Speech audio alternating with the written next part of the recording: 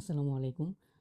আমি হিমেল south Korea থেকে। তো অনেকে অনেকদিন ধরে কোয়েশ্চেন করতেছিলেন যে সাউথ কোরিয়াতে স্টুডেন্ট D2 ভিসাধারী যারা আছে এরা কিভাবে স্পাউস আনতে পারবেন?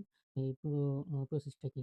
সো আজকের ভিডিওতে আমি বিস্তারিত বলব সাউথ কোরিয়াতে একজন ইন্টারন্যাশনাল স্টুডেন্ট কিভাবে তার স্পাউস কে ইজিলি আনতে পারবেন। এই প্রসেসটা মূলত C31 ভিজিট ভিসার মাধ্যমে করা হয়। এই ভিডিওতে আমি বলব কি ডকুমেন্টস লাগবে, কে কোন ডকুমেন্টস দেবে এবং পুরো প্রসেসটা স্টেপ বাই স্টেপ।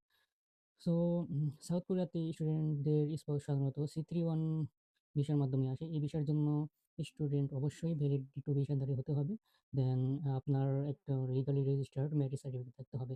তো এখন আমি বলব স্পাউসের পক্ষ থেকে, মানে দেশে আপনার যে স্পাউস আছে ওনার যেসব ডকুমেন্টস লাগবে।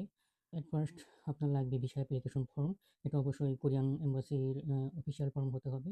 দেন লাগবে পাসপোর্ট, কমপক্ষে 6 মান্থস ভ্যালিডিটি থাকতে হবে। দেন লাগবে আপনার কভার লেটার। এটাতে মূলত আপনার উল্লেখ করতে হবে কেন কোরিয়াতে আসতে চাই, কার সাথে থাকবে, কোথায় থাকবে, এই সংক্ষেপে একটা লেটার লিখতে হবে। দেন লাগবে পাসপোর্ট সাইজ ফটো, অবশ্যই কোরিয়ান ভিসা স্ট্যান্ডার্ড অনুযায়ী। দেন লাগবে ম্যারেজ সার্টিফিকেট। এটা অবশ্যই নোটারি প্লাস মিনিস্ট্রি অ্যাটেস্টেড করা থাকতে হবে। সো একটা কথা বলে রাখতেছি, আগে অ্যাটেস্টেড করানোর জন্য আমাদের মিনিস্ট্রিতে যেতে হতো, কিন্তু এখন ইজিলি অনলাইনের মাধ্যমে আপনি অ্যাটেস্টেড করতে পারবেন। দেন আপনার লাগবে bank solvency plus bank statement, এটা ফাইন্যান্সিয়াল ক্যাপাবিলিটি দেখানোর জন্য। দেন লাগবে টিন সার্টিফিকেট, এটা অবশ্যই নোটারি করা থাকতে হবে। দেন লাগবে আপনার ট্রেড লাইসেন্স যদি থাকে। দেন ফ্যামিলি সার্টিফিকেট, পারিবারিক সম্পর্ক প্রুভ করার জন্য। দেন আপনার লাগবে ফ্লাইট রিজার্ভেশন, কনফার্ম টিকিট নয়, শুধু রিজার্ভেশন দেখালেই হবে। এইসব ডকুমেন্টসগুলো আপনার ওয়াইফ অথবা হাজব্যান্ড আছে ওনার। এবার বলি কোরিয়াতে থাকা স্টুডেন্টসদের ডকুমেন্টস নিয়ে। সো এট ফার্স্ট যিনি কোরিয়াতে আছেন ওনার এআরসি কার্ড, যেটাকে বলি alien registration card, front and back copy. Then আপনার লাগবে পাসপোর্টের কপি। দেন আপনার লাগবে ইনভাইটেশন লেটার, এটা স্টুডেন্ট নিজে লিখবে, আপনি নিজে লিখবেন আর নিচে আপনার সাইন দিয়ে দেবেন। এরপর লাগবে গ্যারান্টি লেটার। এইসব ডকুমেন্টস আপনি ইনভাইটেশন লেটার, গ্যারান্টি লেটার, এটা গুগলে সার্চ করে ইজিলি পেয়ে যাবেন। গ্যারান্টি লেটারে মূলত স্টুডেন্ট সব দায়িত্ব নিবে এই মর্মে লেখা থাকবে।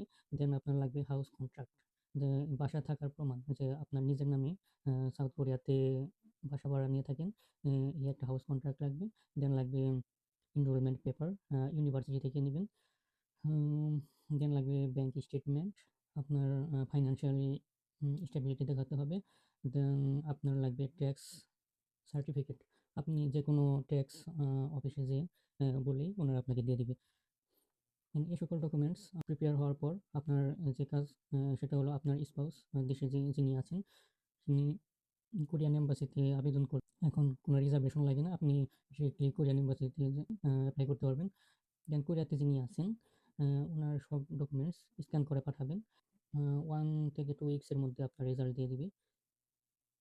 তো ইম্পর্টেন্ট কয়েকটা কথা হলো, ম্যারেজ সার্টিফিকেট অবশ্যই ভ্যালিড অ্যান্ড অ্যাটেস্টেড থাকতে হবে।